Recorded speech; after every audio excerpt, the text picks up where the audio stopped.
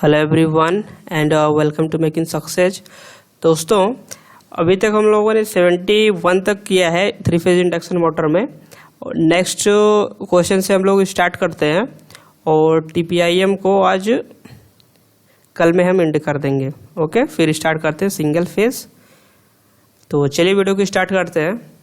72 बोल रहा है the complete circle diagram of induction motor can be drawn with the help of. देखिए, complete circle diagram की इन्होंने बात किया है, ठीक है। केवल सर्किल का नहीं इन्होंने बात किया है, कंप्लीट सर्किल डायग्राम का बात किया है, ठीक है। तो इसको जब ड्रॉ हम करते हैं ना कंप्लीट सर्किल डायग्राम को, तो उसमें किस किस चीज़ की ज़रूरत पड़ती है, क्या क्या हम इससे फाइंड कर सकते हैं। सबसे पहले ये जो डायमीटर है ये हमारा रिप्रेजेंट करता है रोटर करंट, ये याद रखना है। क्या रिप्रेजेंट करता है? Rotor current. बहुत इंपॉर्टेंट क्वेश्चन है, बहुत इंपॉर्टेंट टॉपिक्स लेके चल रहे हैं, ठीक है। 72 वाला, इससे काफ़ी सारे क्वेश्चन पूछे जा सकते हैं, ठीक। तो ये वाली जो लाइन, अब हम इसका डायग्राम टोटली कंप्लीट ड्रॉ कर देते हैं। देखिए, कुछ यहाँ पे परफॉर्मा हमने तैयार किया है। ये वाली जो लाइन होती है इसको हम लोग बोलते हैं आउटपुट लाइन, ठीक। मतलब आउटपुट यहाँ से प्राप्त कर सकते हैं, ठीक। और ये दूसरा जो पॉइंट है ये वाला दूसरी लाइन, इसे बोलते हैं हम लोग टॉर्क लाइन। मतलब इससे हम टॉर्क भी फाइंड कर सकते हैं। जितना बोल रहा हूँ सब बहुत इंपॉर्टेंट है, ओके। अब यहाँ से लेके यहाँ तक इतनी दूरी जो है ये वाली, इसे बोलते हैं हम लोग रोटर कॉपर लॉस, ठीक। और यहाँ से लेकर के यहाँ तक की दूरी को बोलते हैं स्टेटर कॉपर लॉस, ठीक है। Rotor copper loss, stator copper loss. और ये वाली जो डिस्टेंस इसे बोलते हैं कांस्टेंट लॉस। मतलब कांस्टेंट लॉस मतलब आपको पता ही है, आयरन लॉस, ओके। तो इस और ये जो डायमीटर है ये रिप्रेजेंट करता है रोटर करंट, पहले ही हमने बता दिया। और एक ऐसा भी क्वेश्चन सर्किल डायग्राम से आ जाता है। देखिए, सर्किल डायग्राम बहुत इंपॉर्टेंट है, आप लोग समझ के चलिएगा। इससे ये भी पूछता है क्या हम फाइंड नहीं कर सकते, ठीक। तो एफिशिएंसी आप फाइंड इससे नहीं कर सकते, ठीक। और इसमें जो आईएससी करंट फ्लो, देखो यहाँ से लेकर यहाँ तक जो होता है आई नॉट, ठीक। आई नॉट क्या होता है? आईएम और आईडब्ल्यू का रिजल्टेंट होता है, मतलब नो लोड करंट, ठीक। इसी से हम आईएससी प्राप्त करते हैं। सर्किल आईएससी मतलब शॉर्ट सर्किट करंट प्राप्त करते हैं, कॉपर लॉस फाइंड करते हैं, स्टेटर कॉपर लॉस फाइंड करते हैं, और क्या फाइंड करते हैं? कांस्टेंट लॉस फाइंड करते हैं। और पावर स्केल जो हम लोग ड्रॉ किए हैं वो भी फाइंड करते हैं, ओके। इतने सारे हम लोग चीज फाइंड इससे कर लेते हैं। तो यहाँ पे क्वेश्चन ये पूछता है, इस वाला क्वेश्चन पूछ रहा है, देखिए ब्लॉक रोटर टेस्ट हम लोग क्या फाइंड करते हैं? Short circuit current, okay. अब शॉर्ट सर्किट टेस्ट से हम लोग क्या फाइंड करते हैं? Copper loss. ओपन सर्किट से constant loss.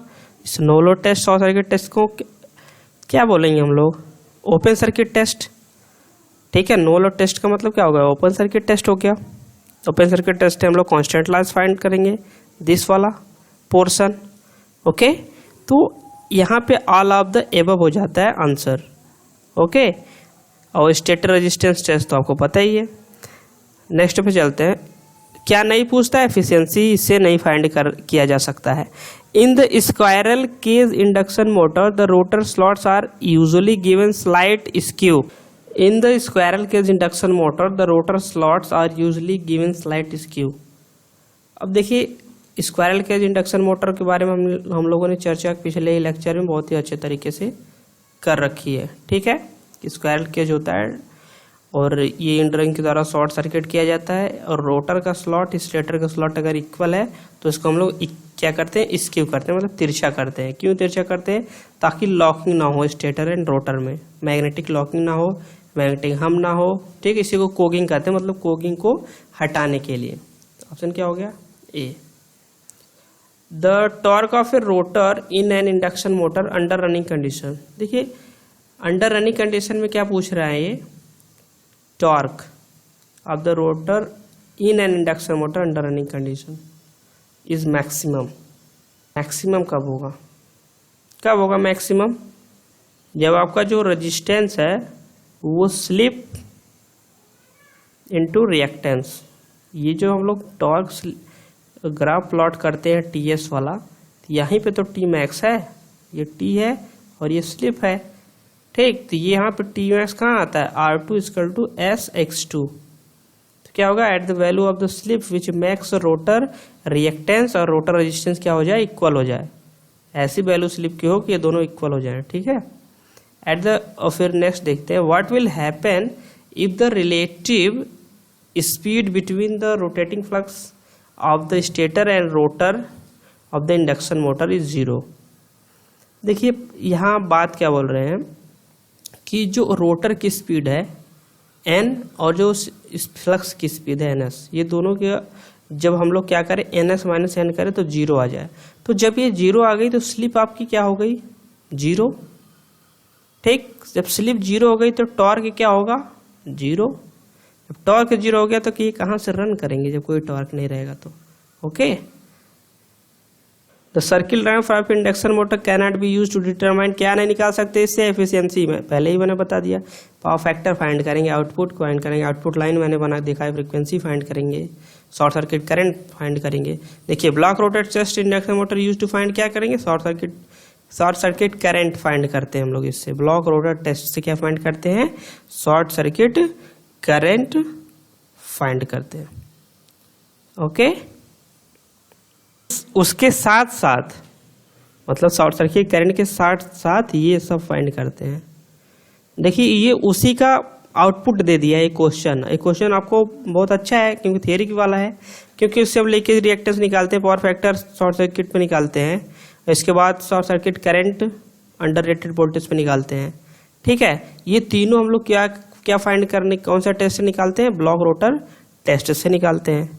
Okay, next question चलते हैं। Lubricant used for ball bearing grease, स्नेहक के रूप में, मतलब जो बॉल बेयरिंग आपकी होती है, बॉल बेयरिंग यही तो होती है।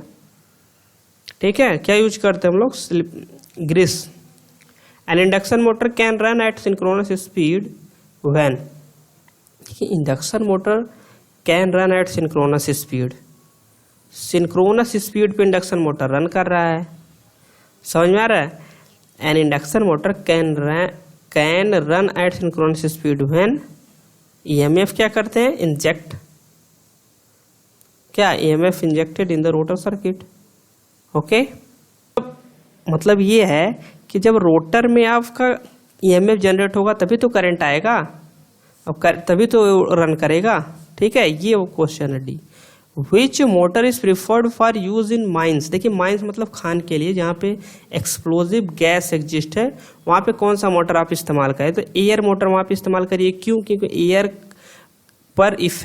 मोटर पर इफेक्ट एक्सप्लोसिव गैसेस का बहुत ही कम है। इंडक्शन वगैरह ये सब यूज करेंगे तो वहाँ पे ब्लास्ट होने की संभावना ज़्यादा रहती है। The torque developed by 3 phase induction motor least depend on, तो टॉर्क जो है किस पर कम डिपेंड करता है ये पूछा है। ठीक है, दिस क्वेश्चन टॉर्क इंडिपेंडेंट, इस तरह से पूछे कि इंडिपेंडेंट क्या नहीं करता है, तो सॉफ्ट डायमीटर पे कौन सा कोई मतलब ही नहीं है। ठीक है, लीस्ट डिपेंड है। टॉर्क का formula KSE2 square into R2/Z2 इससे हम लोग देखते हैं। तो किस पे, soft diameter. In an induction motor if air gap is increase, देखिए एयर गैप इंक्रीज कर रहे हो आप, एयर गैप मतलब क्या होता है, जो बीच का गैप वो थोड़ा ज़्यादा बढ़ गया, तो वहाँ पे जो पावर फैक्टर का फॉर्मूला होता है cos = R/Z होता है, कंसेप्ट बता रहा हूँ। अगर एयर गैप बढ़ा तो इम्पिडेंस बढ़ा तो पावर फैक्टर कम होगा ही। ठीक है, तो यहीं से आप लोग फाइंड, और मैग्नेटाइजिंग करंट भी बढ़ता है, इससे भी पावर फैक्टर आप कंसेप्ट लगा के बता सकते हो। In an induction motor NS क्या होता है, slip this when R2 is the rotor resistance, X2 the rotor reactance at supply frequency and S slip, then the condition for maximum torque under running condition क्या होता है, R equal to होता है S into X। ठीक है, R2 equal to S into X2। In case of a double cage induction motor the inner cage has, देखिए यहाँ पे डिपेंडेंसी क्या है, इनर केज बात किया है ना। देखिए इंडक्शन मोटर का हम बनाते हैं, आपका ऐसे होता है, ये इनर केज और ये वाला हो गया आपका आउटर, ये अपर हो गया, ये अंदर वाला हो गया, मतलब नीचे वाला लोअर। ठीक, तो जो ऊपर होता है उसका रेजिस्टेंस क्या होता है, हाई। ठीक, अब पूछा इनर वाला, इनर का ही तो पूछा है 85, ध्यान दीजिएगा। तो ये आपका क्या होगा, ये आउटर केज हो गया, मतलब अपर केज मतलब आउटर केज, ये इनर केज मतलब लोअर केज। ठीक है, इनर केज मतलब लोअर केज। तो इसका क्या पूछा है, इनर केज का। अपर केज का तो हो गया आपका हाई रेजिस्टेंस होता है एंड लो रिएक्टेंस होता है। पूछा है इस लोअर का, लोअर का क्या होता है, low resistance and high reactance या इंडक्टेंस उसको बोल सकते हो। तो ऑप्शन ए यहाँ पे मैच कर रहा है, हाई रेजिस्टेंस नहीं, high inductance and high resistance, ये तो बिल्कुल गलत है। ठीक है, 85 का आंसर हो गया A. The low power factor of an induction motor is due to, देखिए लो पावर फैक्टर होने का मतलब रिएक्टेंस ज़्यादा, इटरेटर रिएक्टेंस क्या हो, सब इन्हीं के वजह से एक मैग्नेटाइजिंग करंट होता है। देखिए lagging magnetising current necessary to generate magnetic flux, इन सभी कारणों से पावर फैक्टर लो होता है और एयर गैप बढ़ जाता है। तब भी आपका ये सब एयर गैप बढ़ने के ही कारण है जो एबीसी है। Insertion of reactance in the, reactance insertion है, रेजिस्टेंस नहीं, इन द रोटर सर्किट। अब देखिए अगर आप रोटर सर्किट में रेजिस्टेंस इंसर्ट करते और slip ring type induction motor होता, तब तो आपका क्या होता, टॉर्क बढ़ जाता। ठीक है, यहाँ पे इंसर्शन ऑफ रिएक्टेंस है, ध्यान दीजिएगा रिएक्टेंस है। और जब हम फार्मूला लगाते हैं T इक्वल टू, स्टार्टिंग हो या कोई भी हो, KSE2 का होल स्क्वायर R2/Z2 का स्क्वायर मतलब R² प्लस X2 का स्क्वायर। तो यहाँ पे क्या आता है, T inversely proportional to the X। अगर इंसर्शन इसको बढ़ा रहे हो तो टॉर्क क्या हो जाएगा, घटेगा। चाहे स्टार्टिंग टॉर्क हो और चाहे आप मैक्सिमम टॉर्क को बात करो, दोनों में रिएक्टेंस इनवर्सली प्रोपोर्शनल टू ही होता है, ये याद रखना है। ठीक है, यहाँ पे एक और इम्पॉर्टेंट फॉर्मूला आपको बताते हैं, एक टी मैक्स वाला। आई थिंक पिछले लेक्चर में इसका डिस्कशन कर भी चुके हैं, बट जितनी बार हो जाए उतना अच्छा है, उतना जल्दी याद भी होता है। रिपीट करते रहिए, आप लोगों का टेस्ट भी स्टार्ट होगा जल्दी से ही। 2ωs, नहीं तो भूलते जाएंगे उधर का, इधर तो कंप्लीट हो जाएगा कोर्स, इंटू x2 डैश। ठीक है, तो ये अब क्या हो गया, यहाँ पे x2 क्या है, इनवर्सली तो ये टॉर्क है, जैसे x2 बढ़ा टॉर्क क्या हो गया, डिक्रीज हो गया। ठीक है, नेक्स्ट पे चलते हैं। Insertion of resistance in the rotor of a induction motor to develop given. देखिए अब आप रेजिस्टेंस इंसर्ट कर रहे हो तो क्या होगा, रेजिस्टेंस इंसर्ट करो तो T प्रोपोर्शनल टू तो होता है R2/, slip ring type induction motor में उसमें तो पॉसिबल ही नहीं होता कि रेजिस्टेंस आप बढ़ा दो, किसमें, स्क्वायरल केज में। ठीक है, तो यहाँ पे आप आंसर क्या फाइंड करेंगे कि रोटर रेजिस्टेंस बढ़ा भाई, रेजिस्टेंस बढ़ा, टॉर्क बढ़ा, बट ये करंट क्या हो जाएगी, घट जाएगी। करंट तो भाई घटना ही घटना है, रेजिस्टेंस बढ़ेगा तो करंट घटेगा। फॉर ड्राइविंग हाई इनर्शिया, ठीक है, high inertia load, best type of induction motor. देखिए इनर्शिया मतलब ज़्यादा टॉर्क की आवश्यकता। ठीक है, जब क्वेश्चन कोई पूछे तो उसका देखिए पूछना क्या चाहता है वो, हमको क्या ऐसा क्वेश्चन मेरे बारे में जानना चाहता है कि मुझे पता है कि नहीं पता है, बस यही मेन कंसेप्ट होता है पकड़ने का। यहाँ ये पूछ रहे हैं कि इनर्शिया लोड मतलब क्या जानना चाहते हैं कि टार्क किस मोटर का ज़्यादा होता है, क्योंकि भाई इनर्शिया का मतलब लोड ज़्यादा लोड किसके लिए होगा, जिसमें हाई स्टार्टिंग टॉर्क होगा वही चला पाएगा। ठीक है, तो सेपरिंग टाइम हाई स्टार्टिंग टॉर्क मिलता है हमको। Temperature of the stator winding of a three phase induction motor is obtain by, अब बोल रहे हैं कि टेम्परेचर अगर हमको प्राप्त करना होगा TPIM का तो किस मेथड से, भाई टेम्परेचर ही तो फाइंड करना है, चाहे रेजिस्टेंस राइज मेथड से करो चाहे थर्मामीटर मेथड से करो, हमको तो टेम्परेचर मापना है केवल, एम्बेडेड टेम्परेचर कुछ भी करो, all of the above. The purpose of using short circuit gear is, देखिए शॉर्ट सर्किट गियर का मतलब अब यहाँ समझने वाली बात है, शॉर्ट सर्किट गियर का मतलब हो गया जो रोटर है उसे हम स्लिप रिंग के साथ शॉर्ट सर्किट करेंगे, ये मतलब है। ठीक है, ये पूछ रहे हैं शॉर्ट सर्किट गियरिंग का मतलब क्या होगा कि रोटर को हम शॉर्ट सर्किट करेंगे, स्लिप रिंग की सहायता से करेंगे। ठीक है, तो क्या होगा, to short circuit the rotor at slip ring 91A। In a squirrel cage motor the induced EMF is, squirrel cage है तो इंड्यूस्ड ईएमएफ क्या होगा, जब स्टैंड स्टिल कंडीशन है, देखो ईएमएफ होता है E equal to S into E2, ठीक, ओके। अगर N0 S equal to 1, S equal to 1 तो ये क्या हो गया equal.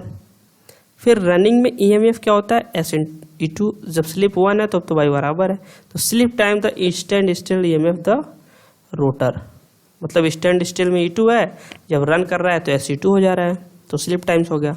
Less maintenance trouble in experience, सबसे ज़्यादा मेंटेनेंस, कम मेंटेनेंस की ज़रूरत पड़ती है स्क्वायरल केज इंडक्शन मोटर की, सबसे कम। तो स्क्वायरल केज इंडक्शन मोटर में जो हमारा है लेस मेंटेनेंस की आवश्यकता होती है। A squirrel cage induction motor is not selected when, क्यों नहीं हम इसको सेलेक्ट करते हैं, अगर मान लो ज़्यादा लोड पड़ गया तो इसकी भाई स्टार्टिंग टॉर्क तो है कम, तो इसलिए इसको सेलेक्ट हम नहीं करते हैं। मेन टॉर्क का है मतलब कॉस्ट वगैरह का नहीं है, टॉर्क का मतलब है। रिड्यूस वोल्टेज, जब टॉर्क ज़्यादा आवश्यकता पड़ेगी तब हम इस्तेमाल नहीं करेंगे इनका, तब हम स्लिप रिंग को लेंगे। और स्क्वायरल केज का टॉर्क बढ़ाने के लिए हम लोग डबल स्क्वायरल केज करते हैं, लेकिन फिर भी वो स्लिप रिंग से कम उसका टॉर्क होता है, ओके। 95 चलते हैं। Reduce voltage starter can be used with, तो क्या होगा आपका squirrel cage as well as slip दोनों के लिए। Slip ring motor preferred over squirrel cage, क्या होता है स्टार्टिंग टॉर्क के वजह से, और कोई ज़्यादा अंतर नहीं है। स्लिप रिंग का जो होता है आपका टॉर्क वो ज़्यादा होता है स्क्वायरल केज की तुलना में। In a star delta starter of an induction motor, star delta starter है ना, ठीक है, एक स्टार है एक डेल्टा है। अगर टर्मिनल पूछता तो भाई 6 टर्मिनल की आवश्यकता पड़ेगी इसमें।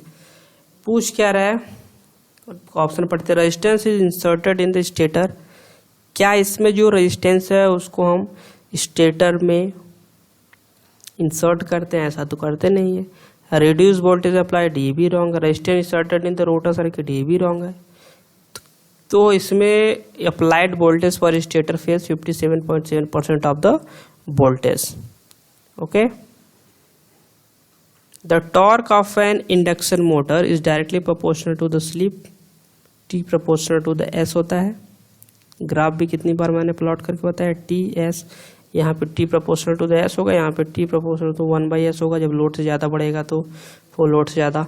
The rotor of an induction motor runs at, तो इंडक्शन मोटर का जो स्पीड है रोटर का वो हमेशा सिंक्रोनस स्पीड से कम होता है। क्यों भाई कम होता है, इक्वल क्यों नहीं होता है? इक्वल हो जाएगा तो हमारा स्लिप हो जाएगा 0 और मोटर चलेगा ही नहीं।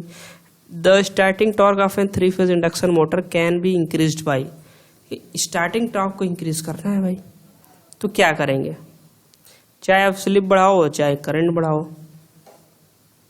ओके, चाहे स्लिप बढ़ा दो और चाहे करंट बढ़ा दो। कैसे, बात यहाँ से है, कैसे स्लिप बढ़ा दो कैसे करंट बढ़ा दो तो बढ़ जाएगा। देखिए K2 E2 I2, इसके बाद में आता है cos phi2।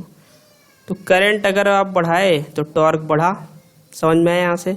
इसी को तो ओपन करके लिखते हैं, I2 इक्वल टू लिखते हैं E2/Z2 और cos phi equal to R2/Z2, तब हो जाता है K2 E2, इसके बाद R2/Z2 स्क्वायर, ठीक है। अब आपको एक फार्मूला यहाँ पे और इस्तेमाल करना पड़ेगा, T proportional to the S होता ही है, तो स्लिप बढ़ाओगे तब भी टॉर्क बढ़ेगा, तो दोनों हो गया ना यहाँ पे। Insertion of resistance in the stator, अब देखिए स्टेटर में आप अगर रेजिस्टेंस जोड़ते हो तो टॉर्क घटेगा, और रोटर में जोड़ते हो तो टॉर्क बढ़ेगा। बहुत ही कंसेप्चुअल है ये, यहाँ पे कितने लोग इंक्रीज मार देते, इसीलिए पूछा कि अगर स्टेटर में हम बढ़ा देते हैं तो क्या करते हैं, जब स्टेटर का रेजिस्टेंस बढ़ाएंगे तो क्या होगा, स्टार्टिंग घटता है, ठीक है, रेजिस्टेंस क्या होगा, बढ़ेगा तो टॉर्क घटेगा starting. An induction motor is identical to asynchronous motor, क्यों, क्योंकि n is less than ns। The starting torque of a 3 phase squirrel cage induction motor 1.5 times of full load torque. An induction motor percentage slip depends upon, percentage slip किस पे depend करती है, rotor copper loss पे, ठीक है। Copper loss पर depend करेगी। कैसे भैया? लिखते हैं हम लोग formula, rotor copper loss equal to slip into rotor input. ठीक है। The efficiency of an induction motor is, देखिए एफिशिएंसी क्या होगा, lower than that of transformer. क्यों? क्योंकि ट्रांसफार्मर में कोई रोटेटिंग पार्ट होता नहीं है, 5% ऐसे एफिशिएंसी बढ़ जाती है। If the rotor circuit of a squirrel cage induction motor is open, ठीक है, अगर स्क्वायरल केज है ये इस तरह से और ये इंडर रिंग्स नहीं लगी है, मतलब ओपन है, तो करंट फ्लो ही होगा नहीं, करंट नहीं फ्लो होगा तो टॉर्क नहीं डेवलप होगा, तो रन ही नहीं करेगा। The advantage of slip ring induction motor, इसको क्या होता है, टॉर्क ज़्यादा होता है, बस यही याद रखना, torque. It can be started with the help of rotor resistance, ये भी सही है कि आप स्लिप रिंग इंडक्शन मोटर को रेजिस्टेंस को लगा के भी स्टार्ट कर सकते हो। The magnetising current drawn by induction motor and transformer is the cause of their lagging power factor होता है सीधे सीधे इंडक्शन मोटर का। इसे एक इंडस्ट्रियल मोटर भी कहते हैं और डायनेमिक ट्रांसफार्मर भी बोलते हैं, ये भी आप लोगों को याद रखना है। ठीक है, पावर फैक्टर लैगिंग तो होता ही है। Three phase slip ring induction motor always started with, देखिए always started with slip ring induction motor है तो आप जो रेजिस्टेंस है उसको आप इंक्रीज करवा को ही हम क्या करते हैं, स्टार्ट करते हैं ताकि टॉर्क बढ़ जाए हमारा। 110 synchronous speed three phase induction motor क्या होता है, 120 F अपान में P। Out of the following method of starting three phase induction motor which require 6 stator terminal. देखिए अभी मैंने बताया था कि स्टार डेल्टा यदि रहेगा तो 3 स्टार में 3 डेल्टा में बनाकर 6 हो जाते हैं और सब में 3-3 टर्मिनल होते हैं। If a single phasing occurs on the running position in an induction motor the motor wheel, देखिए सिंगल फेजिंग का मतलब क्या हो गया, 2 जल गए 1 बच गया, तो एक पे कोई इफेक्ट नहीं पड़ेगा। जब एक फेज रहेगा उससे क्या इफेक्ट पड़ने वाला मोटर को, वो चलेगा आपके हिसाब से नहीं चलेगा। एक फेज पे कोई मोटर चलता है, जब 3 फेज वाला मोटर नहीं चलता है। The fractional slip of induction motor क्या होता है, अभी मैंने फॉर्मूला लिखा है कि rotor copper loss equal to S into rotor input. ठीक है, तो क्या हो जाएगा, this each of the following statement regarding stator flux of an induction motor is the true except, मतलब जो सत्य नहीं है पूछा है। ठीक है, किसी स्टेटर फ्लक्स के बारे में, regarding stator flux. Okay, it induced EMF in rotor bar, ये तो सही है, हमको पता क्या करना है एक तरीके से, इनकरेक्ट, ट्रू एक्सेप्ट, सत्य के सिवाय। ठीक, क्वेश्चन ऐसे ही क्वेश्चन में आदमी फंसते हैं, स्टेटमेंट पढ़ेंगे नहीं, क्या एक्सेप्ट लिखा है कि नहीं, इनकरेक्ट लिखा है करेक्ट, उसी में काम जो है गड़बड़ हो जाता है। ठीक है, तो क्या होता है आपका यहाँ पे, magnitude depends of the motor load. The rotor of induction motor can not run with synchronous speed, देखिए क्यों नहीं, मैंने पहले बताया N less than N S होगा, अगर इक्वल हो जाएगा तो स्लिप हो जाएगी 0, स्लिप 0 हो जाएगा तो टॉर्क 0, तो रन कहाँ से करेगा। When load of a squirrel cage induction motor is increase, देखिए लोड इंक्रीज करवा दिए, no load to full load, which of the following statement is incorrect. अगर आप लोड इंक्रीज कर रहे हो, ठीक है, तो power factor no load to full load क्या होता है, बढ़ता है। मैग्नेटाइजिंग करंट क्या हो जाएगा, घटता है, तो स्लिप बढ़ा, टार्क बढ़ा, फिर पावर फैक्टर घटा। समझ में आया, मैग्नेटाइजिंग करंट भी बढ़ा, पावर फैक्टर घटा। भाई no load to full load में पावर फैक्टर क्या हो जाएगा आपका, इंक्रीज होगा यार। No load to full load में इंक्रीज होता है, उल्टा मैंने इसको पढ़ लिया, full load to no load. ठीक है, no load to full load, question दोबारा पढ़ते हैं। When a load on a squirrel cage induction motor is increased, देखिए लोड इंक्रीज कर रहा है, no load to full load, मतलब पहले लोड नहीं फिर धीरे धीरे लोड फुल लोड तक जा रहा है। ठीक है, विच ऑफ द फॉलोइंग स्टेटमेंट, देखिए यहाँ पे इनकरेक्ट पूछा है। ठीक है, इनकरेक्ट पूछा है, तो magnetising component of the stator exciting current is increased. अगर आपका मैग्नेटाइजिंग करंट बढ़ेगा, यहाँ पे तो पावर फैक्टर बढ़ रहा है, no load to full load में पावर फैक्टर बढ़ता है। देखिए स्टेटमेंट ये ट्रू मैं बता रहा हूँ। और मैग्नेटाइजिंग करंट अगर आपका बढ़ेगा तो पावर फैक्टर तो घटेगा ना, इस स्टेटमेंट बी वाले के रिस्पेक्ट में। तो बी वाला हमारा क्या है, रॉन्ग है, रॉन्ग इसमें पूछा ही है। The power factor of induction motor under no load condition is about, क्या होता है, बहुत कम होता है, मतलब 0.2 lagging. A pump induction motor is switched on to supply 25% lower than its rated voltage. देखिए जैसे मान लीजिए 100 वोल्ट पे चल रहा था तो ये 75 वोल्ट पे चलाने लग गए। करंट तो बढ़ेगी भाई फटाक से, वोल्टेज कम हुआ तो करंट बढ़ी, करंट बढ़ी तो लॉस बढ़ा, लॉस बढ़ा तो धीरे धीरे हीट बढ़ा, हीट बढ़ेगा तो धीरे धीरे जल जाएगा, इसीलिए तुरंत हम बंद कर देते हैं उसको। क्या हो जाएगा, the pump will get heated and consequently get damaged if there is an open circuit in the rotor of squirrel cage induction motor. ठीक, if there is an open circuit in the rotor of a squirrel cage induction motor, क्या होगा, अगर open circuit है तो सबसे पहली बात open circuit है, in the rotor of squirrel cage current कोई फ्लो ही नहीं होगा, लाइन ऑफ फेज फ्लो मतलब चलेगा ही नहीं। सबसे पहली बात ये नोट करना है, चलेगा नहीं। मोटर विल नॉट स्टार्ट, यार ये रॉन्ग है, मोटर विल नॉट स्टार्ट मतलब ये चलेगा ही नहीं। ठीक है, चलेगा ही नहीं। जब ओपन है तो उसमें करंट फ्लो होगा ही नहीं, इंड्यूस्ड ईएमएफ आएगा ही नहीं, तो करंट कहाँ से फ्लो होगा, करंट नहीं फ्लो होगा तो टॉर्क नहीं डेवलप होगा, टॉर्क नहीं डेवलप होगा तो चलेगा नहीं। The principle of operation of 3 phase induction motor is most similar to that, मतलब प्रिंसिपल किसके सिमिलर, ट्रांसफार्मर के सिमिलर है, और इसे डायनेमिक ट्रांसफार्मर बोलते हैं, डायनेमिक ट्रांसफार्मर भी बोलते हैं। याद रखिएगा आप लोग, कभी कभी क्वेश्चन पूछता है कौन से मोटर को डायनेमिक ट्रांसफार्मर बोला जाता है, तो वो होता है TPIM। Speed of a 3 phase, बस इसको उसमें रोटेट नहीं करता ट्रांसफार्मर, ये रोटेट करने लगते हैं। The speed of a 3 phase wound rotor can be increase, wound का मतलब slip ring induction motor, speed बढ़ाना है, स्पीड इंक्रीज करना है। ठीक है, किसका, वाउंड रोटर का। अब इंक्रीज आप स्पीड करवाओगे तो सबसे पहले क्या इंक्रीज करवाओगे आप, N इनवर्सली प्रोपोर्शनल टू तो होता है S, ठीक है, और S इक्वल टू होता है R2 बाई में X2। अब यदि आप रेजिस्टेंस को आप क्या किया जाए, घटा दिया जाए, रोटर के रेजिस्टेंस को घटाए आप, स्लिप घटा तो स्पीड बढ़ा।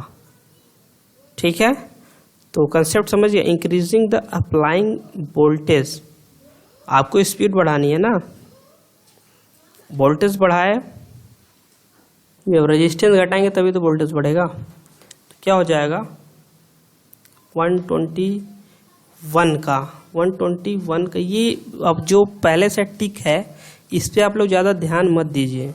ठीक है, आप लोग को ज़्यादातर टिक मिल रहा है तो समझ रहे हो सही है, ऐसा कुछ नहीं है। जब आप रेजिस्टेंस को घटाएंगे तब जाके स्लिप आपका घटेगा, तब जाके स्पीड बढ़ेगी। तो decreasing external resistance in the rotor.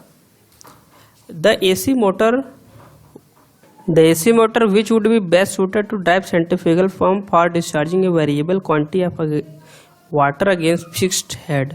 देखिए वेरिएबल स्पीड अगर आपको प्राप्त करना है तो उसमें हम क्या इस्तेमाल करेंगे, स्लिप रिंग इंडक्शन मोटर। ठीक है, क्या इस्तेमाल करेंगे, स्लिप रिंग इंडक्शन मोटर का हम लोग यूज करेंगे। फॉर स्टार्टिंग ए सराजे मोटर, देखिए ये सरागे मोटर जो है सिंगल फेज इंडक्शन मोटर, लेकिन 3 फेज सप्लाई कनेक्ट कर रहे हो तो हम लोग स्लिप रिंग की सहायता से इधर रोटर में स्लिप रिंग की सहायता से कनेक्ट करते हैं। ठीक है, ये वैसे सिंगल फेज में सरागे मोटर पढ़ेंगे हम लोग। ठीक है, अगर इसी में एक और क्वेश्चन पूछ दे, नेक्स्ट क्वेश्चन आई थिंक यही है, the primary winding of a सरागे मोटर इज लोकेटेड। ये प्राइमरी वाइंडिंग जो होती है सरागे मोटर की वो रोटर के लोअर पार्ट में होता है। ठीक है, रोटर के लोअर पार्ट में प्राइमरी वाइंडिंग की जाती है। When a stationary 3 phase induction motor is switched on with 1 phase disconnected, अगर एक फेज आप डिस्कनेक्ट कर दिए, 3 फेज इंडक्शन मोटर है तब भी मोटर चलेगा, लेकिन लोड आप कुछ कम कर दीजिए, मतलब आधा कर दीजिए तब भी चलाएगा, और धीरे धीरे अब उसके बाद फिर बंद भी कर दीजिए, धीरे धीरे करंट बढ़ेगा और हीट होके डैमेज होने के चांसेस रहेंगे। आप तुरंत डिस्कनेक्ट करिए। अगर लोड फुल लोड पे चलाएंगे तो तुरंत डिस्कनेक्ट करिए, ठीक है। अगर 2 फेज है तो लोड कम करके आप चला सकते हो। तो क्या होगा आपका, अगर आप इसको क्विकली बर्न आउट की अनलेस इमीडिएटली डिस्कनेक्टेड, तुरंत आप डिस्कनेक्ट नहीं करेंगे, अगर फुल लोड पे चल रहा है तो जल जाएगा, ठीक है। अगर लोड आधा कर दिया तो चलेगा, लेकिन लोड आधा करने के लिए बंद तो करना ही पड़ेगा ना। या तो पहले से तुरंत बंद कर दिया, फिर लोड आधा करिए फिर चलाइए। The upper bar in A double square case, देखिए अपर बार है तो high resistance and low reactance, मैं बता रखा हूँ, फिर से एक बार आपको यहाँ पे बनाकर दिखा देता हूँ। ये अपर वाला होता है, ये ब्रास का बना होता है, इसलिए इसका रेजिस्टेंस हाई होता है, रिएक्टेंस लो होता है। ये लोअर बार है, ठीक। The pull out torque for a normal square cage induction motor usually, pull out torque मतलब जहाँ पे टॉर्क खराब हो जाए तो 20 से 25% पे होता है। स्पीड को गड़बड़ कर दे उसको बोलते हैं speed variation of square cage induction motor are essentially. देखिए डीसी शंट मोटर की तरह से आप कर सकते हो कि इसमें भी लोड थोड़ा सा बढ़ा तो थोड़ा सा स्पीड घट जाती है, ऐसे इंडक्शन मोटर में भी होता है, थोड़ा सा घट जाता है। If air gap of the induction motor is increase, air gap आप बढ़ाए तो मैग्नेटाइजिंग करंट बढ़ेगी, पावर फैक्टर घटेगा, ठीक है, पावर फैक्टर भी घटेगा। AC दोनों सही है, बुक में केवल ए दिया है, पता नहीं क्यों दिया है, क्या दिया है। 2 of the power supply terminal to a 3-phase induction motor get interchange during reconnection after maintenance। तो क्या होगा आपका, जैसे RYB है, इन दोनों को हम लोग इंटरचेंज कर दिए, क्या होगा YRB। YRB मतलब रोटेशन चेंज हो गया ना, अभी इधर से हो गया है, पहले RYB इस तरफ डायरेक्शन होता है तो मतलब स्पीड रिवर्स डायरेक्शन में होके घूमने लगेगा, ठीक है। In a 3-phase induction motor the relative speed of stator flux with respect to, अब देखिए relative speed of the rotor flux with respect to 0। अब यहाँ पे क्या रखा जाए कि 0 हो जाए, स्टेटर एंड नो। तो देखिए इस रोटर फ्लक्स की भी स्पीड सिंक्रोनस स्पीड होती है, स्टेटर फ्लक्स की भी स्पीड सिंक्रोनस स्पीड होती है। तो दोनों का जब रिलेटिव निकालेंगे तो क्या आएगा 0, मतलब डिफरेंस निकालेंगे तो यहाँ पे रोटर फ्लक्स फिल किया जाएगा। इन a 3-phase induction motor reactance under running condition is less then it's stand still value because of decrease in, क्यों डिक्रीज होता है, देखिए x इक्वल टू क्या होता है आपका 2πfl, ठीक है। अगर आप इसको क्या कर रहे हैं इंस्टेड बिकॉज डिक्रीज, क्यों घटेगा, जब आप फ्रीक्वेंसी अगर इसका घटाएंगे फ्रीक्वेंसी तभी तो x घट सकता है, frequency of the rotor EMF, okay. In case of 3-phase wound rotor induction motor, an increase in rotor resistance affect the motor performance in the following way। तो रोटर में रेजिस्टेंस बढ़ेगा तब जो करंट है वो घटेगा, सीधी सीधी बात है। अगर रोटर में रेजिस्टेंस बढ़ाए तो करंट जो है घटेगा, starting current decreases. I equal to V/Z से square cage induction motor Z equal to यहाँ पे आप लोग इस क्वेश्चन में फाइंड ऐसे करेगा, I इक्वल टू V/Z लिखिएगा Z, ठीक है, फिर V अपान में √R² प्लस x², समझ में आया। Square cage induction motor running on no load is loaded, which are the following statement is incorrect. Square cage induction motor है, नो लोड पे रन कर रहा है, लोडेड है, which are the following statement is incorrect. ऐसा कौन सी statement जो incorrect है, जब बाई लोड बढ़ेगा तभी करंट बढ़ेगा, समझ में आया। लोड अगर बढ़ा रहे हो, नो लोड से लोड कर रहे हो तो करंट तो बढ़ेगी, घटेगी नहीं, तो यही इनकरेक्ट है। करंट क्या होगी, बढ़ेगी, करंट बढ़ेगी तो स्पीड घटेगी, ये सब इसके ट्रू वाले हैं।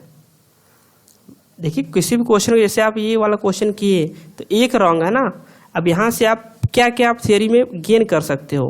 माइंडेड स्टूडेंट का काम यही होता है, मैंने इसको पता इनकरेक्ट नहीं, बस इनकरेक्ट हो गया भैया चलो आगे बढ़ लेते हैं, ऐसा नहीं है। नो लोड लोडेड कर दिए तो करंट बढ़ेगा, तो क्या होगा आपका टॉर्क घटेगा, नहीं करंट बढ़ेगा तो टॉर्क बढ़ेगा, क्योंकि T इक्वल टू होता है K2 E2 I2 cos phi 2। Current बढ़ा, टॉर्क बढ़ा भाई, चलो ठीक है, टॉर्क बढ़ गया तो स्पीड घट गया, टॉर्क बढ़ गया तो स्टेटर फ्लक्स का ये तो होता ही है, रैपिडली बहुत तेज करेगा। कीप रोटेटिंग सिंक्रोनसली, स्टेटर फ्लक्स सिंक्रोनसली आपका घूमता ही है। तो ये सारे ऑप्शन भी हम लोग देखने चलेंगे। विच of the following statement is about 3 TPIM, incorrect फिर पूछा है, तो एक इनकरेक्ट है ना, उसके बारे में 3 तो सही होंगे ना, अगर 4 ऑप्शन है तो 5 है तो 4 सही होंगे, समझ में आ रहा है ना। तो यहाँ पे अगर वाइड रेंज ऑपरेशन कहाँ हम लोग पाते हैं, वो उधर DC मशीन जब हम लोग पढ़ रहे थे तो कौन सा मेथड था जो वाइड स्पीड कंट्रोल कर रहा था, वर्ल्ड लियोनार्ड वाला। इसमें ऐसा कुछ नहीं होता कि wide range for factor lagging leading, ऐसा कुछ नहीं, केवल ये लैगिंग ही होता है, ठीक है। तो यही इनकरेक्ट है, इट इज, ये सब सही है। Which of the following statement about a double squirrel cage induction motor is incorrect? देखो double square cage induction motor क्या इनकरेक्ट है, ठीक, डबल स्क्वायर केज है ना, तो अपर वाले का क्या होता है, क्या होगा आपका, ये इंडक्शन मोटर का अपर है तो high resistance and high reactance. तो दोस्तों आज की वीडियो में इतना ही, नेक्स्ट वीडियो में आपको जल्दी मिलते हैं। Thanks for watching this video, see you next time.